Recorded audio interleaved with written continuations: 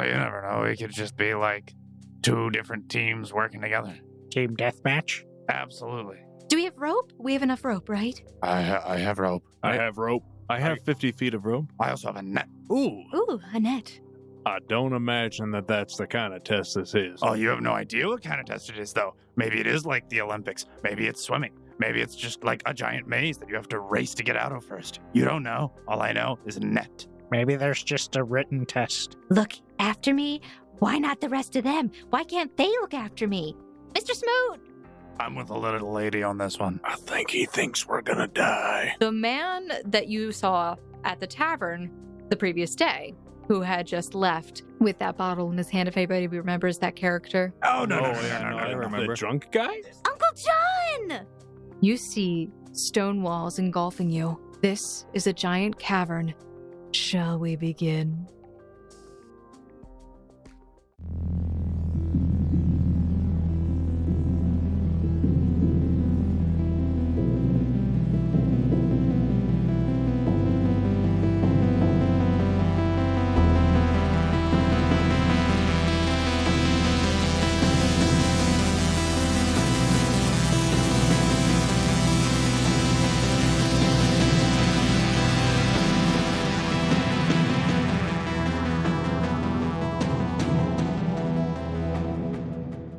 Hello, and welcome back, Foundlings. It is I, your game master and host for this week's episode of the Gate Chronicles. My name is Emily. You also might know me as Snow from the other podcast, Sword Art Online Odds, still under Missing Roleplayer Found, because, we're one big happy family of people. And yes, so today we are continuing with the Gate Chronicles, and we're going to go around the table and introduce ourselves.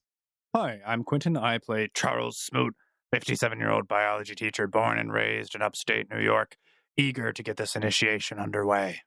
Hello, my name is Jaden, and I'll be playing Finavir of Vir, a bard and aspiring seeker.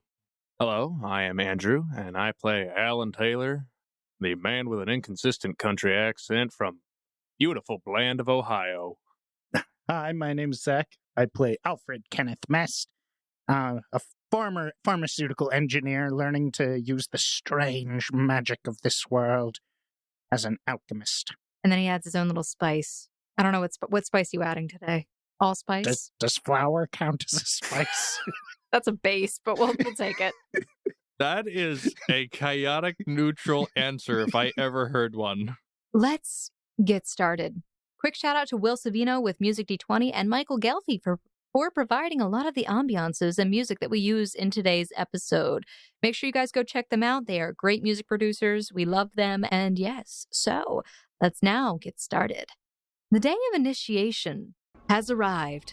Finavir, Mest, Allan, Kelsey, and Cici, Brunhilda, have teamed up in preparation while Charles Smoot has elected to go it alone. Their arrival to the keep that morning eventually led them to a mirror, and then to a strange underground cavern. With the unnerving Lord Edyn's cryptic monologue still looming, will they make it out of this trial all right? A gentle breeze rushes through the grassy valley below you, in which you also note rolling hills, gullies, and jagged cliffs stretching far across to the various sides of this cavern. That's right. You're underground somewhere, in a seemingly impossible environment, illuminated by an indiscernible source on the ceiling. You see the stone walls encasing you, curving into a dome thousands of feet in the air. You also notice what appear to be birds flying near the top of the cavern, but it's difficult to discern exactly what they are. If you would all like to make a perception check, you may do so. That is a total 20 for Allan Taylor looking at the evil birds. Okay. 17 for Charles Smoot, and a general perception. A 13 for Finavir. I have a 14 for Alfred. Okay. Allan Taylor, you specifically looking at the birds from a distance, they are several hundred feet in the air and also several hundred feet away from you. It's hard to tell, but with the way that you're able to see them, you can definitely tell that they are very big birds. They are big birds. Voids? Yeah, they're big birds of some kind. You can't really see much detail from here, though. Hopefully you don't get a closer look. We're in enemy territory. Those are enemy birds. Those are enemy birds. Yes. Did we get a tailorable quote? Those are enemy birds. Those are enemy birds.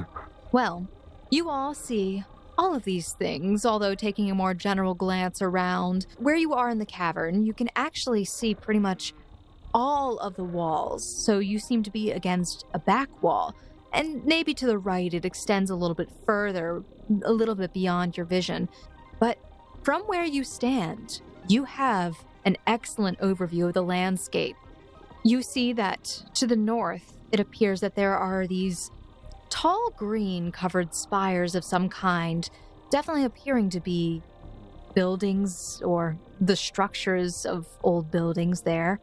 Towards the south, there are remains that seem partially buried in the cave walls, at least not human remains or anything like that, but again, structural remains that are buried and collapsed under walls of the cave. To the east, you see a low valley with tall tree-like structures. And then to the west, it's a bit more barren, and it appears to be more so a lot of space in between the edge towards the back wall of the west side, where you can see a small structure, but it appears to be more of a barren area. Maybe some greenery there, but it's hard to tell. And as you all are still looking around the room, your eyes actually catch upon John Xavier, who is standing behind everyone, behind the entire group of these initiates, towards the back wall by the giant mirror.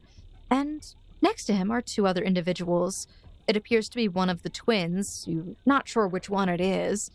And then there's another man there who is dark-skinned, muscular, shaved on his head, wearing 2 gold bands on both of his biceps. And you can also make note that he is only wearing pants right now, as you also are now aware of how hot and humid it is. It feels to be almost sensation-wise, maybe about 100 degrees, maybe a little bit cooler. It's hard to tell. All right, I better not get put in jail for this one, but it is too hot for this shirt. Smoot takes off his shirt. You hear no complaints. Actually, you get some people who stare at you in confusion. Why would anyone... What? It's too hot for this right now. You see the humidity? Want me to be sweating?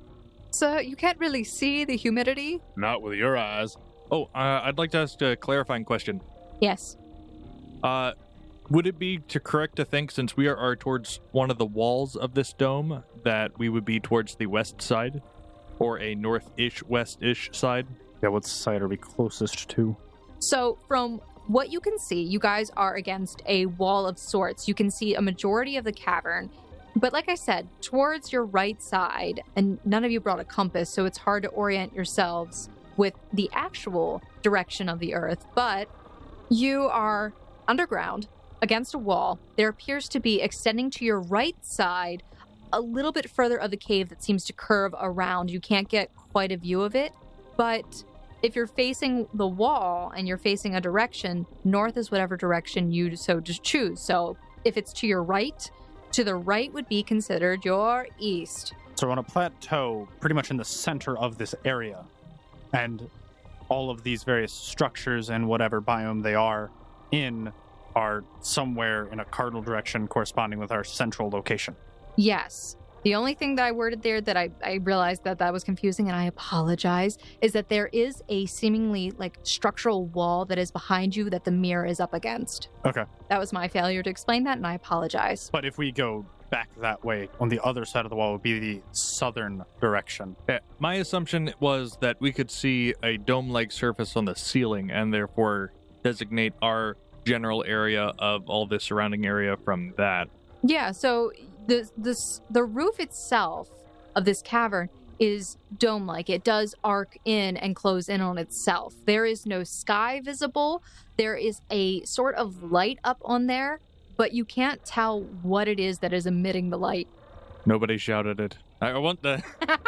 Oh, thank you for getting that. I'm so happy. Oh, Atlantis. I love that movie. Oh, I was thinking Blackreach Caverns from Skyrim. If you shouted it, a dragon appears. Oh, wait, you're right. In Atlantis, if they threw, I think it was fire or light, like actual light. Yeah, it was actual light. Yeah. Yeah, they were fireflies. Oh, well. Oh, no, that's so much worse.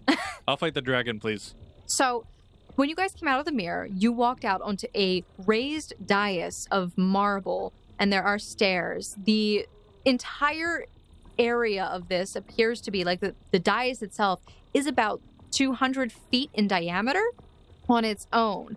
Meanwhile, the way that with how large the cavern is, it's hard to tell, but it looks like it is several miles long in each direction. You can also tell that, for the most part, a lot of the cavern seems to be lush with a variety of green flora.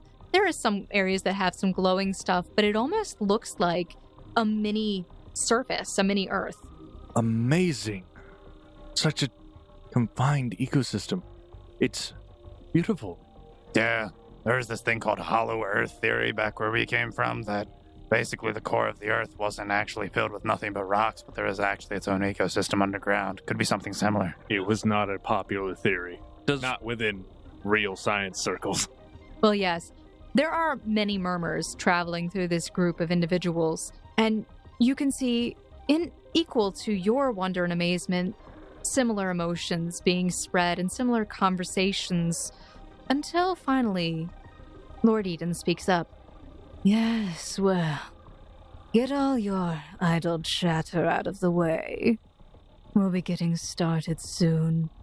And she claps her hands, and you see that the younger twin on the wall, whichever one it is, you can pick, I don't care. You can make a guess, and maybe you're right, maybe you're wrong. It's 50-50 shot. Which way is their hair rated? Because if I remember correctly, that was a distinctive feature of the two. It was a distinctive feature. Now the question is, do you remember which one? No. Neither does the GM. Of course. Hold on. Let me think. It's a Nora and Zora. It's on the right. It's Zora. I was also thinking Zora. I don't know their names. Nora I and didn't. Zora. Z's point mostly to the right. That must mean that it's a Z. It's for Zora. You will find out. Who knows? Their names are identical except for one rotated character. The worst part is, I didn't think about that until just now. Okay. The question is, did they name themselves, or is it their parents that named them? So, the twin runs over from the wall at the clap of Lord Edyn. She appears to be carrying a box-like structure, not completely opaque, somewhat translucent, but it seems to have some sort of ball inside of it. She runs over to where Edyn is standing, and she herself is actually at the peak of this plateau, looking over the entire expanse of this cavern. And as the twin runs up, she places the box at her feet, and she taps on the lid 3 times. And then you see as a light flickers inside of it, and then all of a sudden, you see a sort of hologram appear in the air, hovering. It appears to be a timer or a clock of some kind. Edyn smiles creepily. Well, I hope you're ready, dears. The rules are simple. Within this cavern, there are relics hidden. Most of them are in the ruins around here. Your job is to go and bring a relic back. For those of you who signed up in groups, you must bring one. And for those of you who signed up by yourselves, you must also bring one. I do not care how you do it. I just care that you return with it. And just to make it a bit more interesting, there are only 12. And yet, there are more of you here. And she smiles and gestures, and your eyes scan around, and you can see that some people are definitively divided up into their own groups, and there are solo persons as well. It appears that there are about 16 groups of individuals, about 3 to 5 in a party, and with Charles Smoot included, only 6 solos remain. So is that 16 groups and 6 solos? Yes, so 22 people in total. That means 10 people are getting cut, so almost half. Well, 10 instances are getting cut out of however many people there Yep. are. All the way up to nobody getting any relics. Or, quote, go bring a relic back, unquote. Edyn continues on after the murmuring in the crowd dies down. Yes, well, of course, As a party, you count as one, and therefore only one to finish, which also means that all members, or what remains of them, must return as well. You have 14 hours to complete this task. Anything goes, although it is not recommended that you murder each other, but it will happen. And, even better, bring more than one relic, and you will be ranked higher for promotion to the next level. And with that, she puts her hands back to her sides, and you see the numbers go from 0 across the board, and they flash up the numbers 14, and they begin counting down. You may begin. Would it be a perception or survival check to determine which area is the closest to us? So it seems to be equidistant. Okay. I turn to everyone of the main party. All right. So it looks like they separated us into multiple different environments. Which one do you want to go for? I feel like the urban environment's probably best suited for most of us. It might be more advantageous to go to a place that's suited for less people in total, such as the spies to the north. That's what I'm less saying. Competition. That's the urban environment. That's the big building-y, roony place. South, we have caves. Urban. East, Okay. I get what you're saying. Yeah. Well, yes, I completely agree. So will you be accompanying us, or going it solo, Mr. Smoot? Mr. Smoot, you're gonna come with us? Might This as well. is so exciting.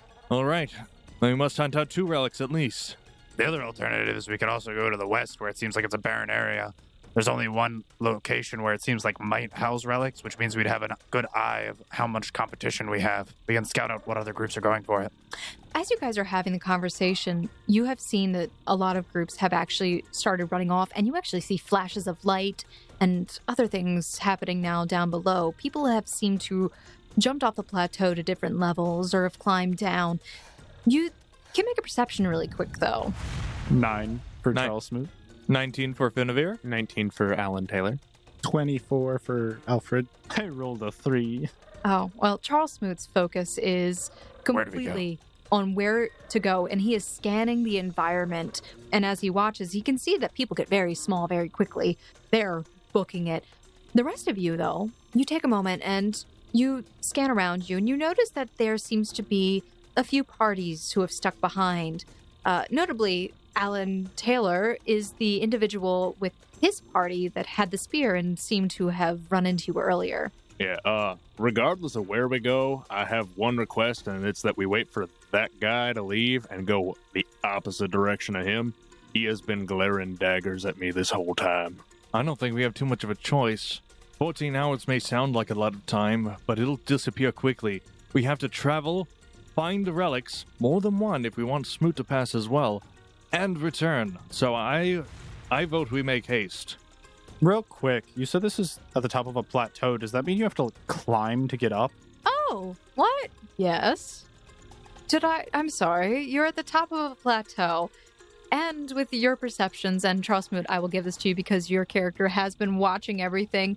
You guys are hundreds of feet up in the air. There are different tiers and levels to the platform itself that you can climb down to. But at the peak of this plateau, you are hundreds of feet in the air overlooking, actually probably about 1,000 feet in the air, actually, when I think about it, because of how tall this cavern is. You are very high up in the air, and it's going to take some time for you guys to get down. All right. So the first obstacle is getting down. I have 2 sets of climbing gear. Do we have rope? I have rope. I've Okay. got rope, a hammer, and a python. All right, so if we have rope, that makes things so much easier. It just depends on how much we have to use. I agree. There's going to be a lot of climbing. All right. Who's the best with knots? Who trusts their hands? Probably me.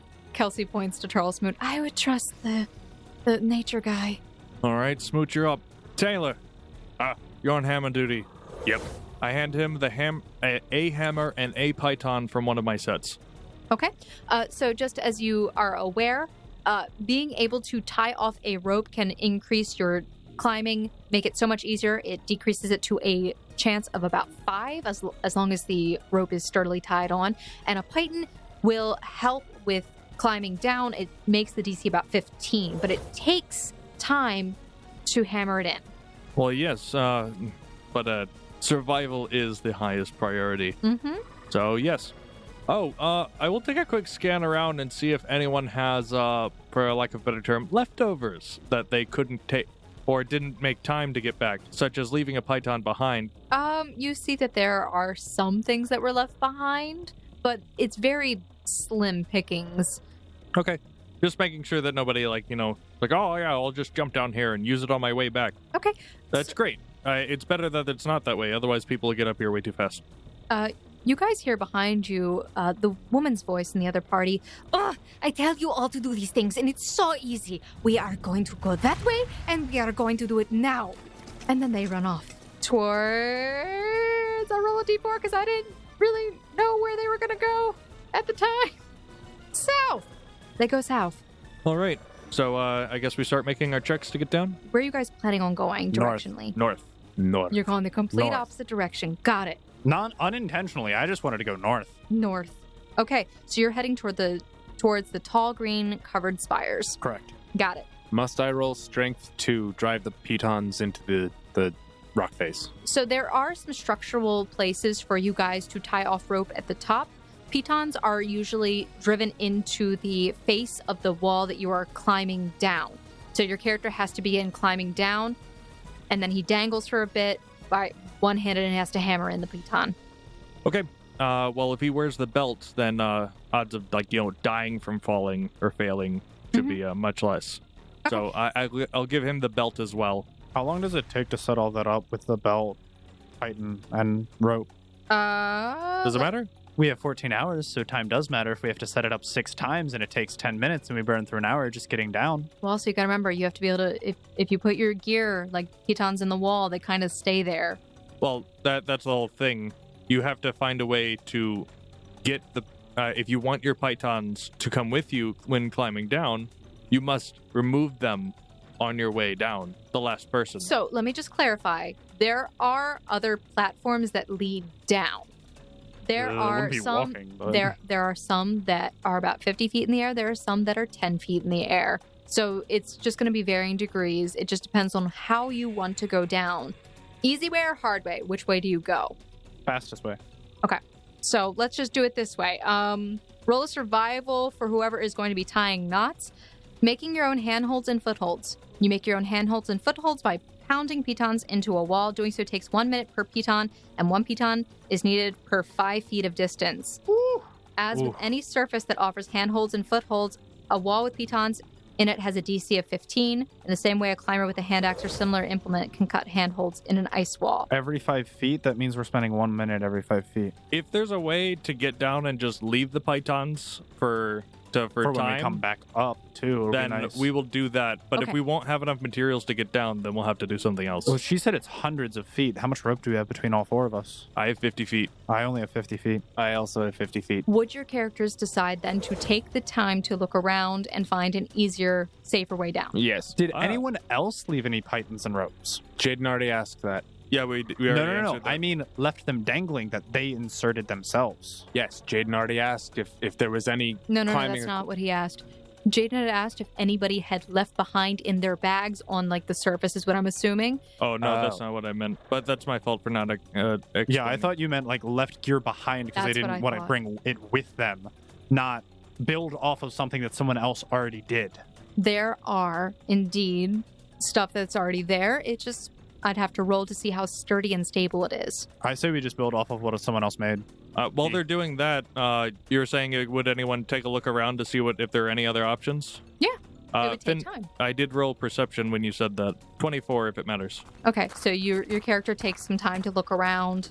So you guys are trying to build off of what other people have. There are already some ropes that are dangling down a good distance towards another ledge that you can climb down upon. And then from there, you see that other people have already situated gear. There's some people that are still stuck there trying to figure out how to get down from there. But there are things that are already set in place. Finavir, you're looking around. It would take you about 20 minutes to find the safest path. Well, if they're still trying to set things up, then I have nothing but time on my hands. You guys could climb down pretty quickly from what they already have set up if he continues to look around. Finavir, it looks like there's something pre-existing over here that another group did. We can build off them and make it down quick. Sounds like a plan. Do you want me to sense motive to determine the integrity of that, or would that be like knowledge, engineering, or survival? That's actually a really good question. I would not say it's knowledge engineering. I would say it would be a survival check, because that checks like the integrity of ropes and whatnot. Yeah, 28. You can tell that a good number of the pitons, is it piton? It is pitons. It's Pitons. Okay. You see that many of the pitons have been properly secured into the wall. There are some spots that are not well secured, but from the distance that you're at, most of them look pretty stable and sturdy. And you actually see some people climbing down now using them. All right, everyone. Follow after me. Hopefully we don't get into a kerfuffle at the bottom of this. Someone might not be too happy that we jacked their gear. Okay. Anybody who is climbing down at this point, you're going to need to roll your climb. I'll go first, just in case the other group isn't too happy about it. I'm the first thing they see and hit. Fair enough. I was going to say, Allan rolled a 17. Charles Smoot has also a 17. Are you climbing down? Yes, but while we're climbing down, I do get an item out of my backpack and keep it close by. I have it on my bandolier at the grab and ready. 10. How did I roll the best out of all of us with a negative? I have 19. I rolled 12. Okay, so anybody who does not pass the DC for climbing down, as long as you do not, if you fail by 5 or more, you fall. I failed by 5. Yeah. So, how far is the fall? For the first one, it is a... Didn't you say it was like 50 to 100 feet? I said it varies. There are different levels. This one is a 40-foot drop, but anybody who is beneath him, as long as they would not be encumbered, may try to catch him. You can attempt to catch the fallen character if they are within your reach. Doing so requires a successful melee touch attack against the fallen character, although they can voluntarily forgo any dexterity bonus to AC if desired. And if you hit, you immediately make a climb check. DC is equivalent to the wall's DC plus 10. Otherwise, he can fall. What was the DC for the climb check? It's 10 plus the wall's DC, which is a 15. Well, Finn's gonna take that option out of everyone else's hands. If possible, I'd like to kick myself away from the wall and perform an action. You would like to perform an acrobatics, which can ignore the first 10 fall damage from falling. Yes, I would like to do that, and I have an item for such a situation. Okay, go ahead and roll your acrobatics. That is a 1 + 6. That does not pass the DC Okay. for acrobatics. In that case, I will throw out my impact foam that I've been holding onto the ground before I hit it. Okay. So you throw out the impact foam. Did I tell you what that did? Is that something we have already? That is an item I've been holding onto since session 0. Impact foam. Does it reduce all damage to 0? Oh, no. What does it do? It will absorb 1d6 worth of damage from the fall and convert an additional d6 into non-lethal damage. That's not bad. That's actually not bad. Okay. All right. Obviously, one-time use. How many of those do you have? That's it. Oh, okay. Well, have fun with your 3d6s. That's what happens when caravans have short supply. Yeah. So, yes, Finavir begins climbing down using the pitons to give himself some support. Unfortunately, with all the weight that has already been there, it seems that one of them slips and you lose your handhold and your footing and you end up falling. You tried to push yourself away from the wall, but you managed to only do just barely, and you actually brushed directly past Mest, who you make eye contact with as you scream. There's just a second. There's just a split second where Finavir... Thought process. Wait, Finavir was above me, right? A mutual look of, oh no. So you throw it down and you just see this and then like pinkish colored foam just sprays out, and it actually creates a nice cushion for you to land on. Although you do feel as your body crashes into the ground, and your bag also helps to lessen the impact just a little bit. But unfortunately, you do take the damage. 6 non-lethal, and then you take 11 lethal damage. I believe that's considered bludgeoning. Ow! I roll over. I loosened it. Oh, wow. Yeah. You hear 2 voices above you. Mr. Finavir, are you okay? At least he's alive. Hey, Jaden. Uh-huh. Good thing you're level 4, Finn. That would have knocked level 3 Finn unconscious. Oh, yeah, very much. As I'm given very little choice here, I will have to heal myself maybe twice, which is really, really bad for the rest of our adventure. I mean, I have some potions if you want to wait a little bit till I get down there. You know what? I will just lay down here for a minute. Okay, so Finavir is laying down at the bottom of this small drop. Does he meet the other party? Does he fall on one of them? Okay. Does the impact foam fall on one of them? That would be the better question. Finavir, as you fall and land on the ground, you actually hear a small squeal behind you, and it appears that the dark-skinned woman runs over. Oh my goodness, are you all right? As I spit out some blood. I'm alive. Thank you for asking. I appreciate it. You know the point is you're supposed to hold on to the pitons, not fall. Yeah, climbing's never been a strong suit of mine. She offers you a hand to help you get up. I take it. Okay, and as she stands you up, she passes you a potion. Oh my gosh. Thank you. Finavir Avir. Nice to make your acquaintance. Veyran Lucerne. It's nice to meet you. I have to go, though. Thank you so much. So she runs off. You received a potion of cure moderate wounds at level 3. Oh my gosh. That's pretty good. I have another person to pay back, but I will. One day. That group continues to head down, climbing another set of the pitons until they reach the bottom. Do I get down? You do make it down. Oh no, Finavir. Are you still with us, champ? I'm here. Oh, this is why I'm Finavir. This is why they should have never cut rope climbing from gym class. I'm telling you, this is a mandatory exercise. Wait, you used to do this in class? Absolutely. It used to be a mandatory skill that everyone had to be able to climb to the top and ring the bell. Oh my gosh. So, as you guys are having this conversation, you hear a whistle from up top, and if you look, you actually see John Xavier standing at the top. He seems to be brushing his facial hair a little bit, and he seems to point in a direction as if trying to indicate something. You can roll a sense motive. That is an 18 plus 4 for 22. 19 for Charles Smoot. 9 for Alfred. 15 for Taylor. He seems to be trying to help you a little bit, and following his finger's direction, you turn your head and you see that there is a narrow path to the very right that most people would not have noticed rushing down like they have been. See? He's not that bad a guy. Everybody else starts reaching the bottom, and it's followed up by Cici and then Kelsey, who somehow made it down successfully. All right. I'm amazed I made it down successfully, I'm going to be honest. Did you take the potion? I did. Of How course. much did you heal? Oh, you mean did I swallow the potion? You know what?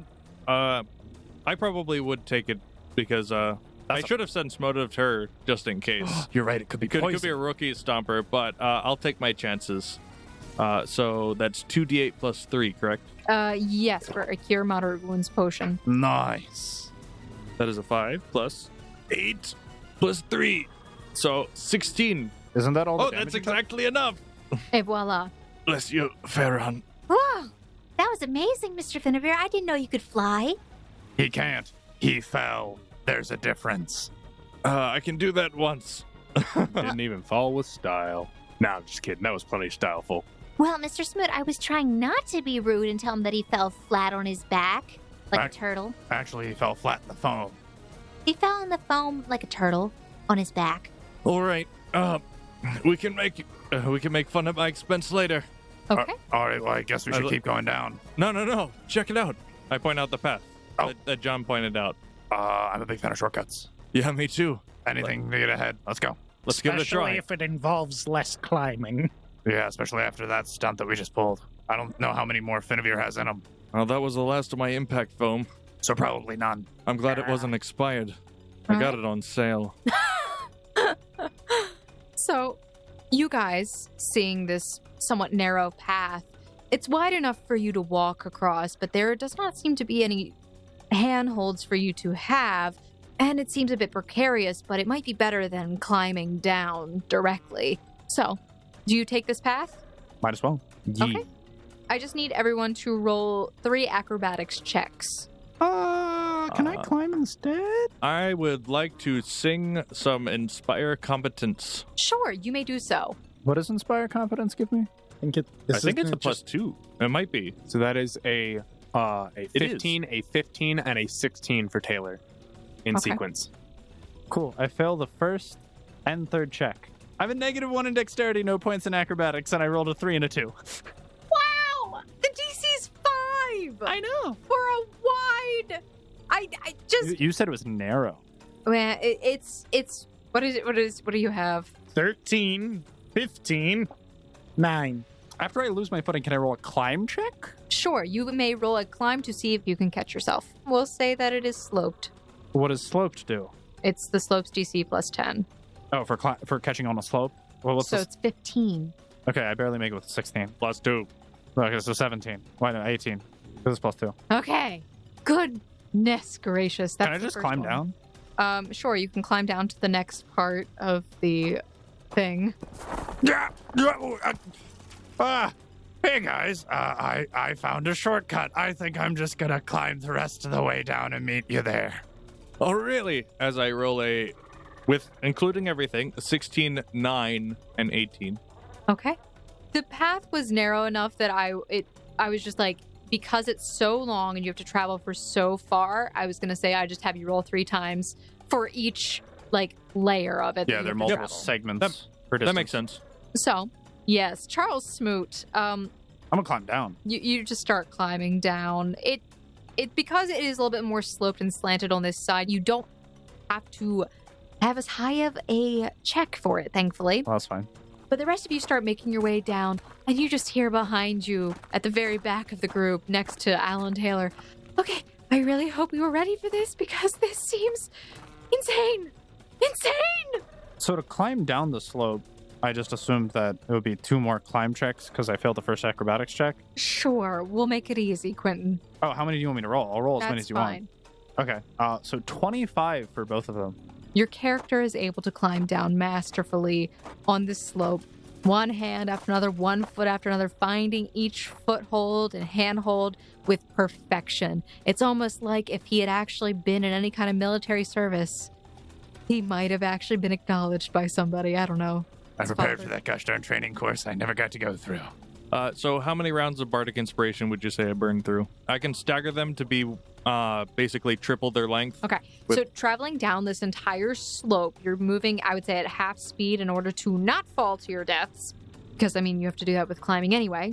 So It's actually quarter speed, I think, with climbing. But do you think anyway. it'd be like 1 per check or more? Yeah, as long Okay. as your character, like, whenever Finavir started to see that some people were getting a little bit more nervous or just getting worn down from going down this very long path, you started singing and playing as best as you could without falling yourself. I just imagine him crab walking along an edge, playing his lute. Oh no. This is all auditory. That's why my performance sing. Now that you said he's like sidestepping and he's saying he's doing an auditory thing, I just imagine Kronk Opera. Kronk hugging the wall. So, by the time you guys make it to the very bottom of this plateau onto a larger flat surface area that doesn't require any more climbing down at this time, you look up and you see that the timer has already dropped down by 1 hour. Oh, goodness gracious, we gotta pick up the pace. If we're gonna get anywhere, it's gonna take us at least an hour or 2 to get there, an hour or 2 back.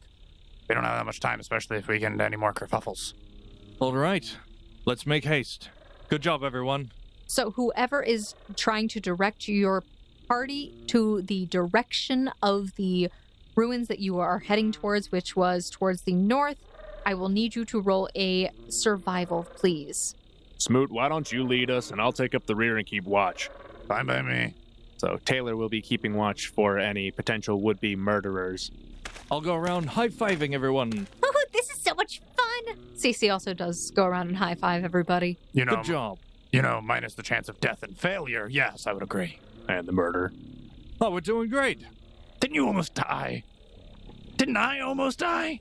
Well, you didn't, and that's what matters. No, let's keep going. We're wasting time. You almost fell. He almost died. 21 on Smooth survival check for the first one. Okay, so you begin guiding your party towards the direction of the northernmost ruins, keeping them in sight of yourself You guys travel for a good distance. It almost feels like you're not getting much closer, though, and it might be further than you had initially thought. Did I ever mention that I'm encumbered? That's a problem. I'm Ooh, so that does affect your climbing check, by the way, if you don't already account for that. So, your character is encumbered, and he starts to really recognize that at this time. You have too much on you, and it's starting to slow the party down. Guys, we gotta pick up the pace if we're gonna have time to get there, find something, probably get into a fight. Let's be honest, there's gonna be another frog that probably eats Finavir. But all joking aside, I think we should just jog it as fast as we can. But if we're exhausted by the time we get back, then what's the point? Oh, don't. We'll keep tally of how everyone's doing. Let's jog for a little bit and just stop before everyone gets too tuckered out. Well, on the upside, it looks like we can see the timer from here. Worst case scenario, if we have to, theoretically, we have enough time that we could sleep for a bit. Maybe. We have to see how long it takes us to get stuff. If we can get stuff in the next hour or two, then we have plenty of time as long as we don't get ambushed. We have 14 hours, Smoot. I think we'll be okay. Well, that's what they all say, but what if we want to find multiple relics? What if we don't get... What if there's only one where we're going? What if we need to find a second one? I have to go to a completely different area. I mean, that sounds like a problem for the man who decided to sign up alone. Fine, then. Finders keepers, Taylor. I'm messing with you. We're gonna find you one. All I'm saying is if I'm leading, I'm jogging. Fine by me. All right, fine. But you know what, Smoot? Whenever we find ice cream again, you owe me. Absolutely. Everyone gets around on me, no matter how expensive it is. That is a dangerous proposal. I understand the implications, Taylor. I don't think you understand how much I want to pass. I wonder if they reinvented Rocky Road yet. Well, certainly have a rocky road ahead of us. Have you tried looking down? So this is a conversation we're having while we're moving, You right? are moving, and he has started hustling, which Kelsey and Cici have also begun doing to keep up. Got a nice little jog. Pep in my step. Do the rest of you also hustle with him? Yep. All right. I attempt to, yes. Okay, the hustle begins. You guys are traveling for another half an hour until you can all make a perception check. 24 for Finn. 21 for Charles Smoot. 9. 13. Everyone, you hear the sound of rushing water growing nearer, and as you push your way through some of the foliage that you have found yourself in, you break out into the open, and before you is a gorge, appearing to be about 120 feet across from where you are, and below is a steadily flowing river. It appears that you're about 50 feet above the bank of the river, and the water appears deep. But for Finavir and Charles Smoot, I believe you guys rolled above 20s, right? Yes. Oh, yeah, 24. And Andrew, you rolled a 9, right? 9! Okay, that's what I thought. Okay. So for Finavir and Charles Smoot, you see that there is a very large gap between you and the other side, a river between you as well, and it's kind of a little disheartening, but looking around trying to assess the situation, you notice that there are some large appearing rocks upstream, several hundred yards away from where you are, and you can sort of make out the top of a boulder that seems to be situated directly in the center of the river, and you see that something is laying across it from the other side of the gorge, and it looks like the gorge might also be a bit narrower upstream. How fast does the stream seem to be moving? Does it look swimmable? Roll a knowledge nature check for me. 10 total. This would be something your character might have learned way back in college, so it kind of is on the tip of your memory. But you can tell that the river is relatively old, and you know that many of the older rivers tend to have a smooth flow about them, unlike younger rivers, which have more rapids and can be quite dangerous. This one, more than likely, would be safe enough to swim across, as long as nothing bites at you underneath. Finavir starts heavy breathing. All right, you ready for another climbing expedition? I get real close to Smoot. Like, I touch shoulder to shoulder, and I whisper in his ear. What's your problem? Is this a good time to say that I can't swim? Oh, goodness. Okay. I have something for this, maybe, but I didn't expect there to be a river. No, it's fine. It's fine. Okay, what we're gonna do... Okay, Are there any nearby trees? Anyone who can swim well can swim across with a rope, and then everyone else can use said rope to help balance themselves as they walk across the rock formation further upstream. Oh, okay.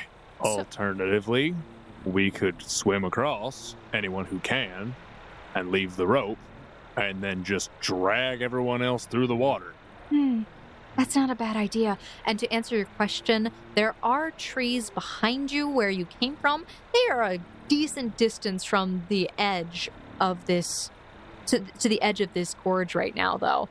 Probably about 100 feet, which isn't terrible, but...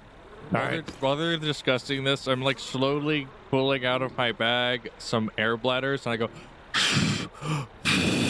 the animal skin version of floaties. Nice. That's funny. Oh, goodness. All right. Well, all right. Smoot would attach one end of 50 feet of rope to his waist. All right, someone on this side, hold on to this. I'm going to swim across. Anyone else who can think they can swim across, it shouldn't be too hard, join me. So, should we lower you down the side of this cliff?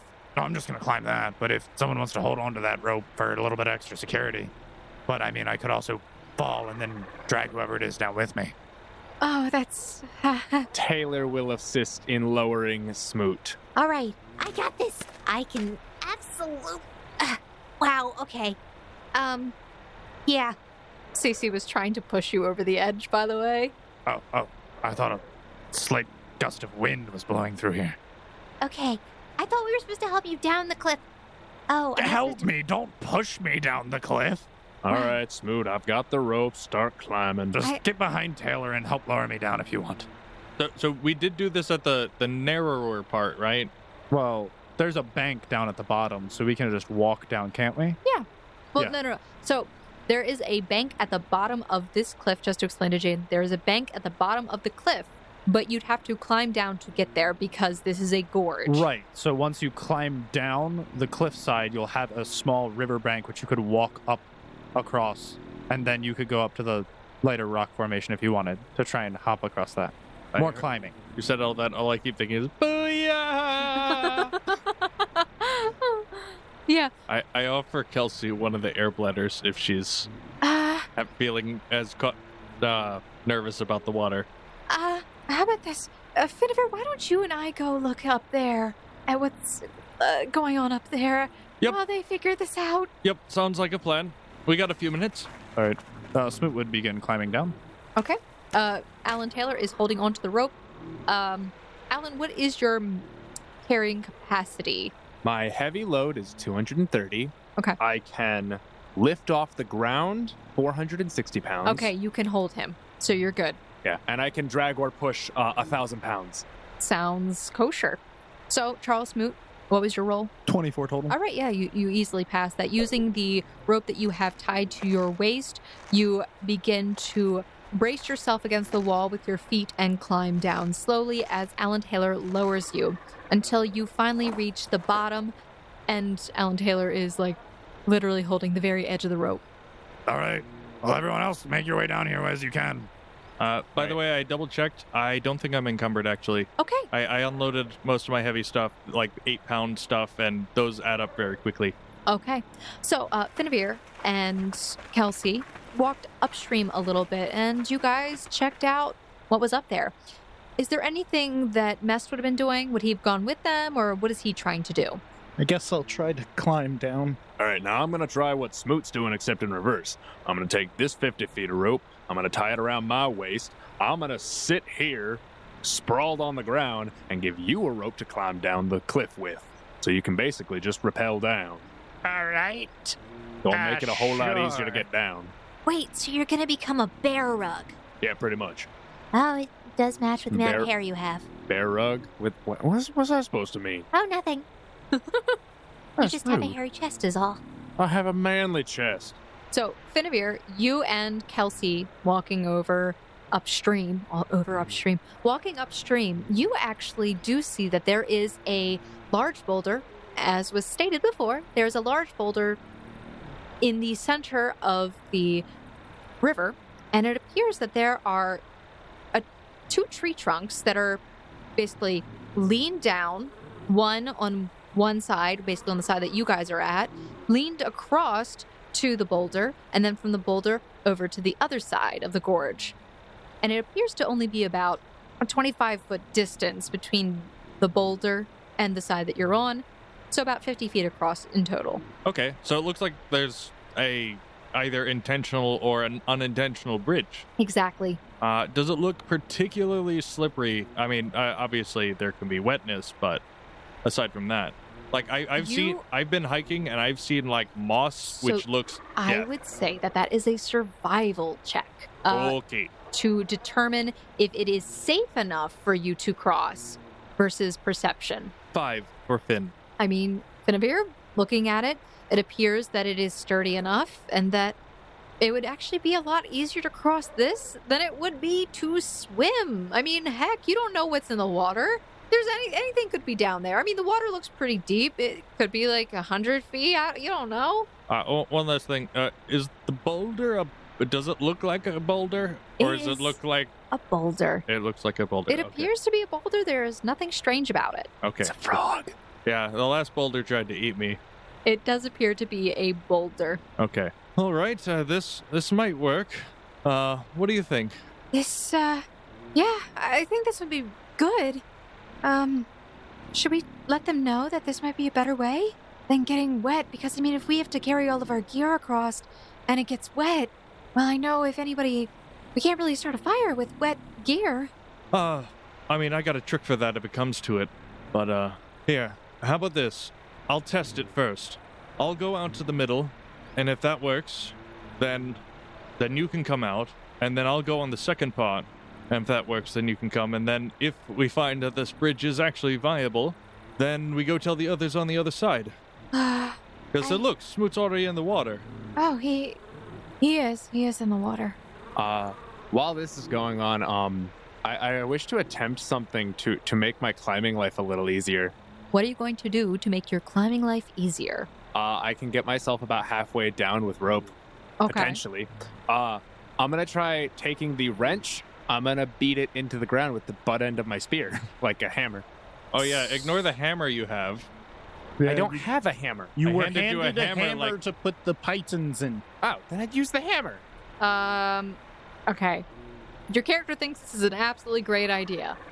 I wish to roll survival to discern how sturdily this thing is in the ground. All right. Your character begins hammering away at a wrench into the ground. But as you basically hammer it further into the ground, you notice that it doesn't seem to be made to pierce through the hard ground. And it actually seems to bend it and dent it a little bit. And it actually takes a while for you to be able to drive it into anything. But it still kind of is, it shimmies a little bit in the spot. If I kick it, does it stay at least reasonably in place? No. 8 inches into the ground. Okay. That's not much. We've put stuff up before. I mean, it's still relatively flat, but Now, if I still Whatever. had that crowbar, that might be another story. Well, also, the idea that it would hold your weight, you probably fall because of the weight. So the thing is, remember, the pythons have a better hardness than that wrench would have. You are on a cliff. It has been eroded away. There are patches of dirt still, but there's also stone. So where you're trying to... Okay, if you were going to put it into dirt, it would not be sturdy enough to hold your weight. Yeah, I would imagine the ground would just break loose as It'd soon be as you too put too much weight in soft. it. But you can climb down. that's a 1. Plus, what? Plus 3. Not So enough. 4. Okay, so you can do one of two things. You can, A, attempt to catch yourself falling, or you can try to do an acrobatics to ignore the first 10 feet of damage. And it actually does, I just read it, it does exactly what the impact pellet does. It also reduces the next 10 feet to non-lethal as well. Yes. Can someone try and catch him? Did you enter the water yet? No, I'm standing at the base of the... You could try to catch him. So you have 3 options. Land on Smoot. What does landing on me look like? Do I take the damage? You take his You take massive damage. massive I feel like damage. his mass is a lot. I will attempt to catch myself at some point during the fall. Okay, so you can roll a climb check. That's a 7. If he fails, I will attempt to catch him. He does fail.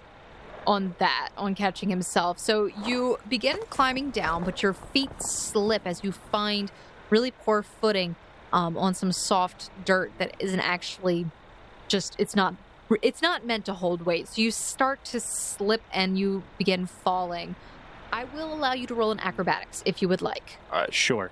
Alan Taylor, he manages to essentially scrape against the wall a little bit and right himself enough that he lands on his rear. Andrew, just to make this simple, you take 6 non-lethal damage.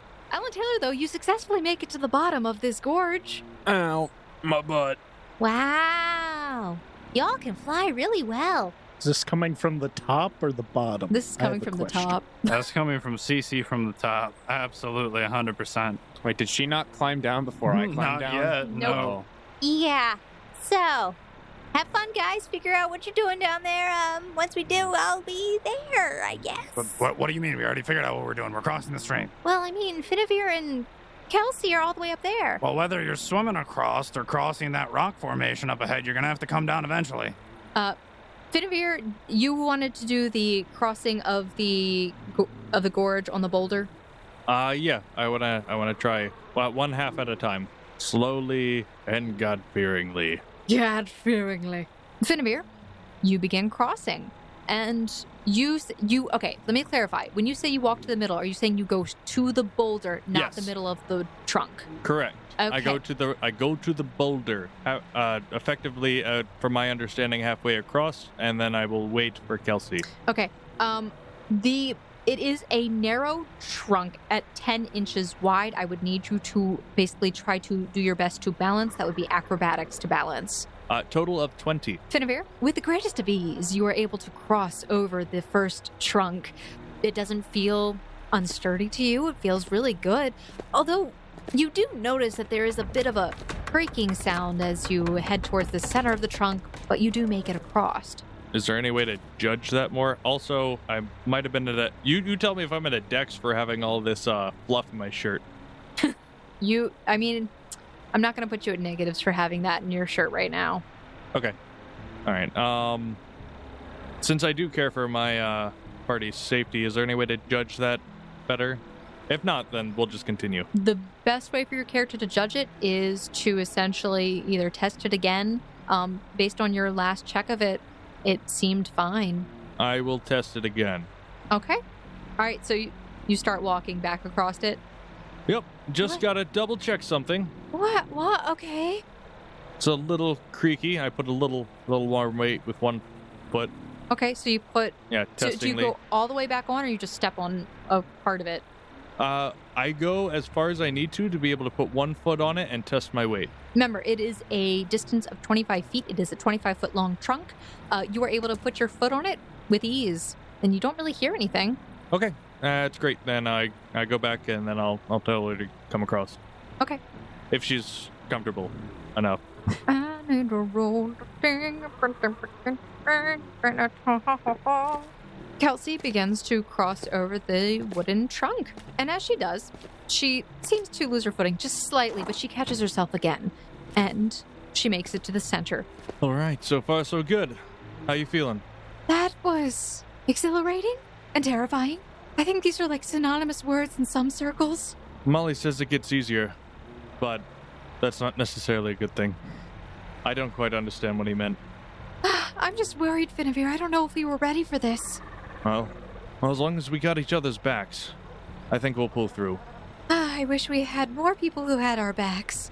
Well, I miss him too. who? Oh, what? Who are you talking about? Oh, I'll just like snap back to reality, kind of as like, well, I'll take this extra trip then. Oh, yeah, your boyfriend. That's right, Amali. All right, as I creep out with a total of 7 on my acrobatics while I'm flustered. Finavir of Beer. As you begin crossing on the secondary plank up here, you feel yourself lose your footing and you begin to fall into the water below. Ah! Oh gosh. Desperately grasping at nothing, holding onto my floaties. So back down below. Do I see this? No, this happens like this is happens up the river. it's from us upriver, and effectively. it's been like they've had time. They've been up there for a little bit longer than you. You have already been at the bottom, so this is your turn, and then we'll do like a catch-up scene. Cool. Smoot would just attempt to swim across the river with the rope still tied to his waist. That way, if anyone needs to... Someone hold on to this just in case anyone needs to be dragged across. I will hold it. I'm looking at you, Mest. I don't know if you passed PE or not. I'm still on the fence about that one. Hey, I can swim. Mest is the only one that's not us down here. Yeah, I know. I'm still up here. I will not be down until I know that it is safe. Cici! What? None of this is safe. What about any of the situations that seem safe? Well, I mean, honestly, this actually would have been probably a better idea is if we stacked all three of you on top of each other, we could almost reach the top of the cliff, and then I could climb on top, and then... Why did you not climb down the rope while I was waiting there? You want the honest answer, or you want something that sounds better? What is the honest answer? Well, it was already a problem when I was up there. I barely managed to do it because, oh well, Uncle John kind of told me I had to do it. I'm scared of heights, and this is really high, and why is everything so tall? Then why did we not... I could have tied the rope around you and just lowered you down like Smoot. Well, listen, okay? It's too late now. I'm swimming listening. Oh, look, there he goes in the water. Woo! Coming through! And yes, it is at this time that you hear a giant splash up top as Charles Smoot also enters the water. It makes things kind of confusing. Did anyone else hear a second splash? What? Also, is that a storm? No, there's no storm. Wait a second. I think that's Kelsey, and she's waving her arms. What? Wait, why is Kelsey waving? She's pointing, and oh, look, it's a body. Wait, a body? Whose body? Well, By the way, Finavir, the thing with water is you still fell from a height, but it is non-lethal damage. You take 7 non-lethal damage from the fall into the water. You are submerged momentarily under the water, and as your body slowly starts to resurface because of the swimming bladders that you have on you, the air bladders you have on you, you begin to rise back up to the surface. Make a perception for me really quick. Oh, that is a second in a row. 1 + 6 to be a total of 7 once again. Oh, as you come back up through the water, the murky grossness of it kind of just covers your eyes, and it's very difficult to see. It's very blurry. You barely see in the distance what looks to be like a blurry form moving through the water. Maybe 2 forms? You say as you surface, water still in your mouth a little bit. All of you make a perception check, except for Finavir, who's already made his. 18 for Taylor. 7 for Charles Smoot. Also a 1 + 6. 23 for Alfred. Okay. Luckily, that one for both me and Finavir was not on our swim checks. All right. Smoot, you are already partially submerged in the water, standing there. You do see that the water is getting relatively deep. You're not sure how deep, though, from where you are standing, but you can see that it drops off pretty suddenly towards the center. Allan, Taylor, and Mest, your attention was drawn towards the direction of the splash as well as where Kelsey is pointing, and you see a fair-skinned figure soaking wet, floating and bobbing down the water and flailing his arms about. And it is Finavir, who has somehow managed to go for a swim. Charles Smoot, you took no notice of the flailing arms and whatnot. You are getting ready to enter the water. You can make one more perception check. If you do not see him, 16 for my perception check. you hear in water and splashing and flailing, which actually seems to get picked up more so by you because it's getting much closer. And you see the body of Finavir floating towards the center of the river Oh no, not again. downstream. I would swim after it, try Okay. and catch him. You enter deeper into the water, submerging yourself fully, and then you try to begin your swimming towards him. Go ahead and roll your swim. 17. Okay. You begin swimming towards Finavir. Finavir, your body is screaming in pain from the impact and the frigid cold of the water. Smoot, your body's had a chance to get used to it. It is cold, though. I dipped my toes in first. Yes, Finavir, you are suspended in this liquid. Your body is being slowly pulled down the river towards Smoot and the group, but you are being pulled with really no other answer except to sit there and hope your air bladders stay full of air and you do not sink. I fish through and try to get on my white glove. Okay, so you start going through your stuff, trying to fish through it. Charles Smoot, as you begin swimming, your feet lifting off of the rest of the bank, you feel no bottom beneath you. Very, very deep, and there's nothing for you to really grab onto. But you feel something brush up against your leg. Please be a stick. Please be a piece of debris suspended in the water. I do not feel like fighting fish monsters. Or a peaceful fishy salmon. And then you feel it quickly move around you and feel a sharp pain in your leg. Roll for water initiative. Water initiative. This would be just for Smoot and Finavir right now, unless anybody else enters into the combat. You can roll your initiatives, however. 13 for Charles Smoot. 7 for Finavir. What is Alan Taylor's initiative if he is going to participate in combat? An 18. All right, I need your initiative. 7. Alan Taylor, you are technically first up in the initiative order. I will prepare an action to start pulling and dragging on Smoot's rope if either he grabs Finavir or Finavir grabs onto him or the rope. If either of those happen, I will start dragging the rope to shore. How far in, lengthwise across the river are we? So you guys did not really move upstream any closer. You are at the 120-foot distance, so I'm going to say that with the bank, it's about 10 foot of bank on either side. It's about 100 feet of distance. You have had to swim, I would say at this point, we'll just say halfway to make it easy. Okay. So, I mean, theoretically, I could also just swim Is the Jaden river across. 100 feet wide? Yes. Yes, that's what I'm saying right now. At this point, it got narrower the further up we went. So, if we walked further up, we would have had to swim a shorter period of time. Okay, so Alan Taylor, then you ready your next action. Charles Smoot, it is your turn. Actually, no, make a perception check. Hopefully, don't fail this perception. 12. Okay. Beneath you in the murky water, you are able to observe that there's a fish the size of a golden retriever that is swimming in the water. It has a long face that kind of looks like an alligator's, but it is definitely a fish. And if you would like, I would let you roll a knowledge nature. I would like to roll one of my best skills. What does an 18 get me? It appears to be similar to a species of... Does your character like to fish?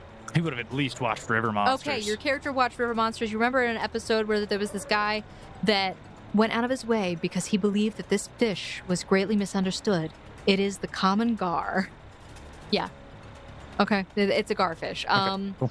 They are not known to be particularly aggressive, although this one, for some reason, is being aggressive towards you. They are predatory fish, and while they are scary looking, they aren't necessarily very strong or hardy. Well, then, the one thing to do is stab it. Okay. I will pull out my army knife and attempt to hit it. Okay. Does your army knife do piercing or slashing? I think you can do either. Depends on, the motion. I'd assume slashing, though. Okay. Slashing damage in water is at a -2 penalty to hit and half damage. If it is a piercing weapon, it does not take that penalty. Can I, thrust downward to do piercing Absolutely. damage? Then I would thrust downward, because you said it's attached to my leg, too, right? I did not say it's attached to your leg. Well, I said bit you my felt leg. it hit against your leg. You have not taken damage from that. Oh, I haven't? Okay. No. Well, where is it? Is it still, near me? It is swimming underneath of you. Underneath of me? So can I even hit it? Not from this distance at this time, but you could, again, ready an action to go against the fish, if you would like. How long can I ascertain it would take for Finavir to get to my current location? So the funny thing is, this is almost like a lazy river. Most rivers, people move at a rate of 3 miles per hour. So he's actually moving really slowly down the river. He's just panicking. Oh, okay, so he's fine. Smoot would ready an action in anticipation for this thing to actually attack him, knowing that it is predatory, and prepare to hit it if it hit him, but doing so with a thrusting motion as to hit it with the top of the dagger and pierce its skin. Okay, sounds good. All right. So you basically ready your action, delaying your turn until the gar gets ready to attack, which it does. It quickly turns tail and it starts to swim up towards you rapidly and attempts to bite at you, which it does. It hits, which I believe you would get that almost like a reflexive attack, so I would let you have that. We have a 20 to hit, Okay, a 20 does hit. Please roll your damage. a total of 6 damage. You ram your dagger down into the water, feeling the splash and cold water go up into your face, but you do feel that you make impact and you see a small stream of blood start to form underneath the dagger as it does pierce through the creature's flesh. And you are, in turn, are also attacked and damaged, and you take 9 damage. Jesus. Finavir, you are flailing, but you are moving very slowly towards Charles Smoot. Do you do anything on your turn? I don't know if I can see anything. I'm on my back. There's this big bag on my face, even more so now that I'm in the water. Oh, is this an opportunity for your characters to just start thinking about lyrics and the meaning of life and just relaxing as you start to realize that this is kind of like a lazy river? It is a coping mechanism of mine. Yeah. Would you like to use this as an opportunity for that? Yes. And as this is a fearful situation, I will try to inspire courage. Absolutely. So you start singing very loudly? Yes. By the way, your lute is soaked. Oh no. Well, if I can speak, that is my main form. Speak. You can. I can't think of any appropriately Mimi songs. Smoot underwater. No. Row, row, row your smoot gently down the stream. Wow. Merrily, merrily. You just see Cici up on the shore, like, holding her ear. Wow, listen to that. His singing gets so much better when he's in danger. So, Alfred Kenneth Mest, it is your turn in the order. If you do anything, just let me know. I guess I would probably try to shout to Finavir to try to grab the rope or Smoot as he comes down the river. Okay. And we'll try to pull him out.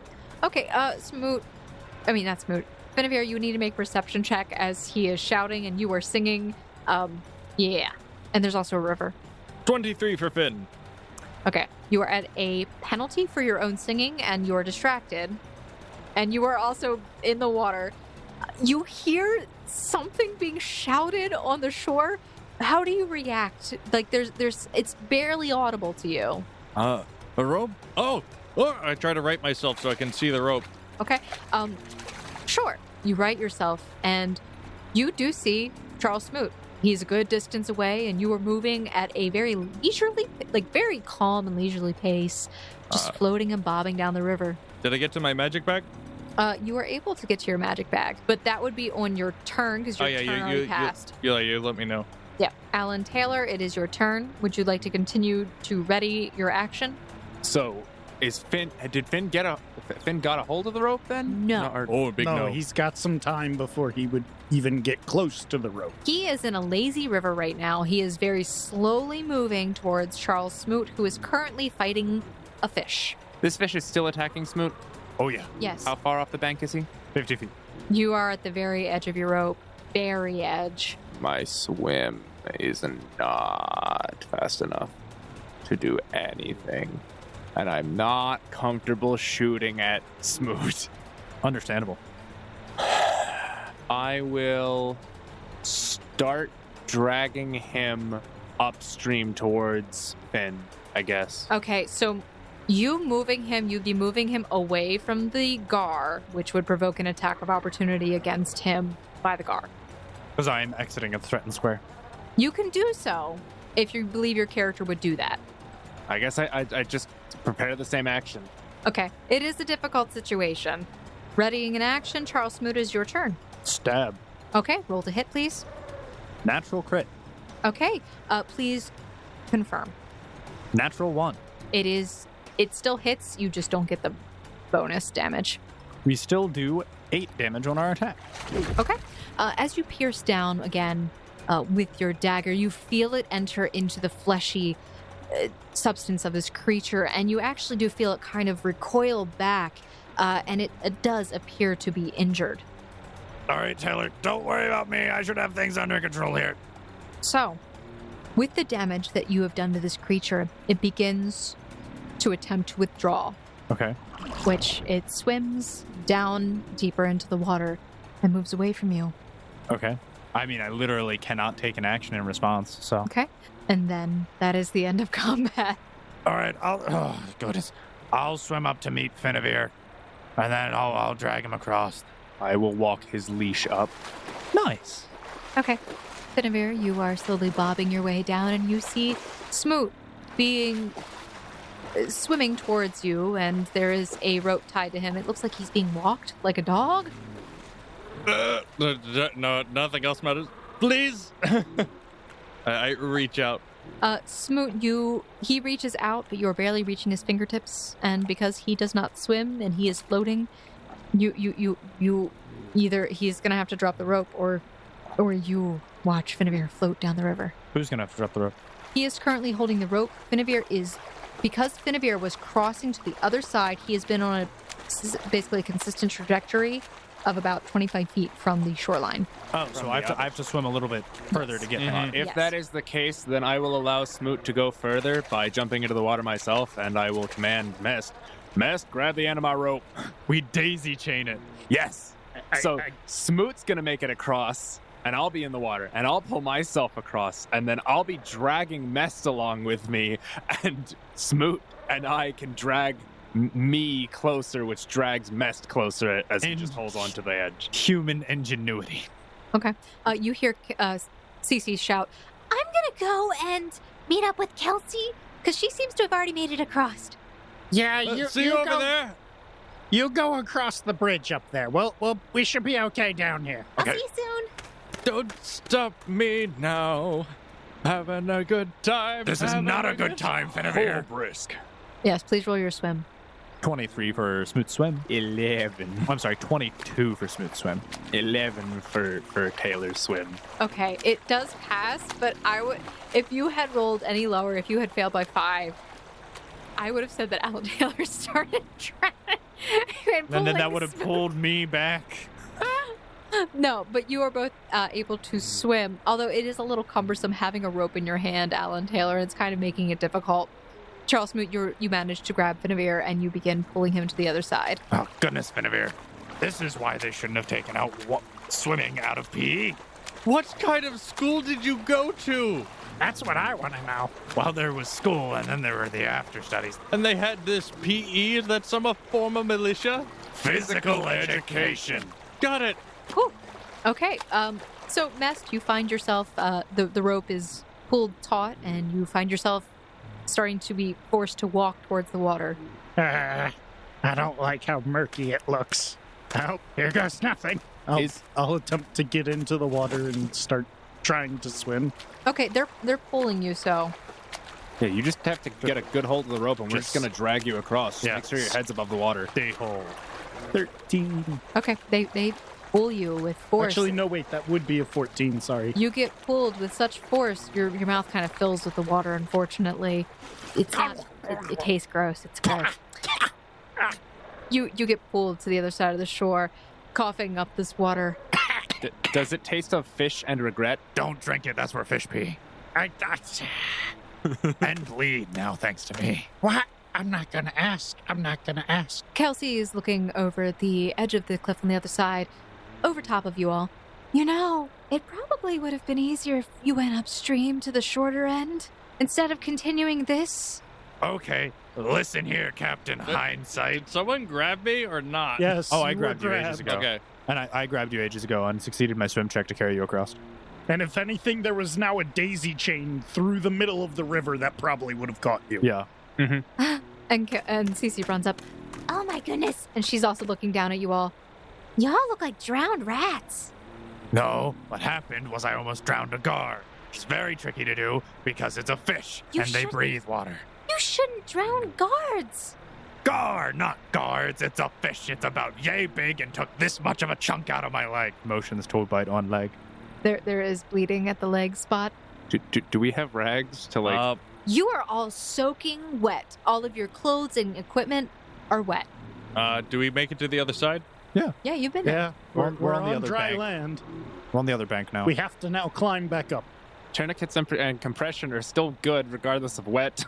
If you want to cut off the circulation with a tourniquet, be my guest, but I'd like to keep the leg. It's like got this. Oh gosh, everything's wet. Oh gosh. I get out my sealed vial of bugs. Your sealed vial of bugs is sealed. I fish one out and try to perform cure light wounds on Smoot. Sure, you smash the bug, and you see as the light emanates from your hand traveling down, and as you touch against Charles Smoot's wound, it seems to fade away, although the bloodstains are still there. Goodness. Literally, smearing bug guts in a wound is the exact opposite of hygiene from what I remember when I came from, but apparently it works now. Well, gentlemen, should we, Climb up out of a hole? Well, that's you. I'm already up here with Cici. Right, so you said gentlemen, and all the gentlemen are in a hole.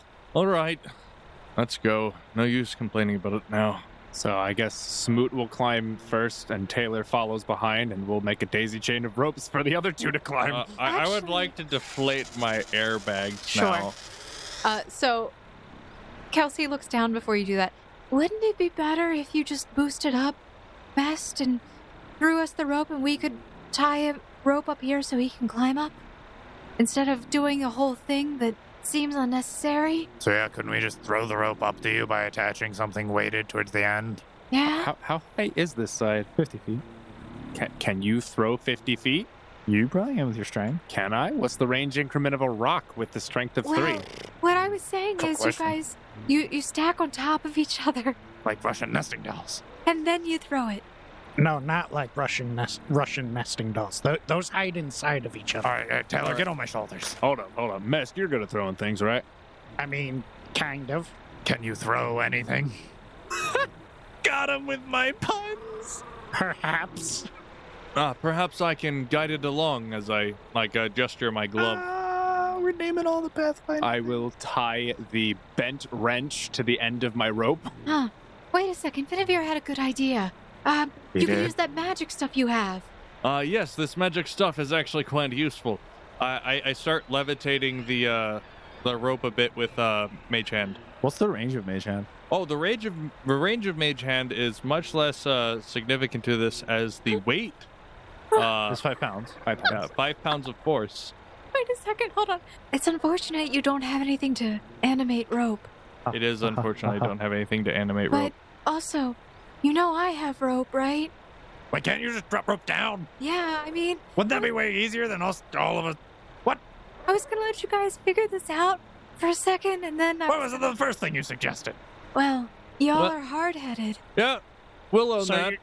So you should have just thrown the rope down, Oh, not said anything. you're right. You see as Cici runs over and throws an entire thing of rope down. Wait, does she not grab hold of the other end? No. Oh no! Thank you, Cici. Cici, was that Kelsey's rope or your rope? Wait, is there more than one rope up there? I sure That's hope what so. we're trying to find I out. sure hope so. Well, it looks like that was my rope. Well, they Uh, said throw it down. I tried to chuck it back, holding one side. I feel like that's not going to end well. Plus 0 of a total 15. Guide. Cheat. Well, it starts with him throwing it, and then it's just he realizes, wait a second, and he begins doing the whole mage hand It with gets the rope. about halfway up there, starts to come back down. Mage hand goes back up. Well, that was amusing. We gotta always turn all these situations kind of lighter. The rope does manage to reach the very top, and they pull it taut, and they seem to tie it around something up top, and it seems sturdy. Hold on, how high was this cliff wall? 50 feet. We only had 50 feet of rope, and they had to at least take it a bit away to get it tied to Well, something. It So can how still much be is like actually 4 or left? 5 feet off the ground, and we can still grab it. Mm-hmm. Well, no, so there's enough rope for you guys to climb up with. Okay. Without a problem. So you guys, you need to roll your climb check. Again, with rope, it is much easier than without it. I'll just take 10. Same. Okay. So it'll be a 15 total for Smoot. It'll be a 13 for Taylor. 21 for Finn. I got a 17. It passes. Go. You guys all make it up, and you make it to the top. Finally reaching the other side of this gorge. Wow. You did it, guys. And onward. Smoot, Smoot has a survival of 19. So, your sopping wet bodies march forth with Smoot guiding you once again. And again, you're traveling for a good while. The ruins in the distance getting slightly closer, but it does seem like they're still a few, maybe miles off from where you are. It's going to take some time to get there. But, well, on the upside, all of you can just make a brief perception check. A brief perception check. Ooh, do we get to see spoilers into next episode? It's not spoilers. It's Cliffhanger material. No. We did plenty of that already. Oh, we did plenty of cliffhanger today. That would be a 14 for Finavir. I got a rousing 12. 17 for Taylor. Okay. Total of 20 for Charles Smoot. Okay. So, from scaling cliff faces, balancing at treacherous heights, and marching through deep brush in this unforgiving environment, you stumble your way into a valley, and surprisingly, you find some comfort. For the first time since the beginning of the trial, sheer wonder and amazement fill you at the picturesque scene before you. A cool breeze passes across the grass, bending the delicate blades. There are no gullies or ravines for you to trek across, no hills for a good distance. The only thing within the center of this grassy valley is the skeletal structure of a building reclaimed by nature, and a field of yellow flowers surrounding it, and a wild auroch grazes in the field. But we'll have to find out what happens next time on the Gate Chronicles, as we will end it here for today's episode. Thank you so much for listening to this week's episode of the Gate Chronicles Foundlings. We're so glad to have you join us and journey along with the party as they have literally left us on cliffhangers multiple times today. Emotional trauma abounds. And, well, if you've enjoyed today's episode or you've been enjoying the Gate Chronicles series, please make sure you leave us a rating and a review on whatever podcast listening app that you are on, like iTunes or Podchaser, I believe Stitcher as well. And if you want to support the podcast in other ways, please make sure you go to our website, missingroleplayerfound.com. That's missing, playerfound.com. And you can go to our store and get a hold of some merchandise. We actually have a really nice Finavir shirt that says, I can't be responsible for Sleeping Finn. And boy, he can't be responsible for Sleeping Finn because he's asleep. And that's how that works. So make sure you go to our store, or you guys can go to our Patreon. That link is in the description below, or you can go to bit.ly/support MRPF, where you can donate to us monthly and get access to early release of episodes, as well as a few other tidbits here and there. And make sure you guys are following us on our social media accounts on Twitter and Instagram @RollFound, and also on our Discord, where that link is also in the description below, where you can join us to chat, hang out, talk about the podcast, play video games, who knows. We can't wait to hear from you, Foundling. We love you. And also, you can send us an email at info@missingroleplayerfound.com. If you want to, reach us sometimes like in other ways, like that's a way, I guess. It's like the old way, but it works. Anyway, thank you so much again for listening, and we will see you next week, Foundlings. Bye. Bye, guys. See you all next fall.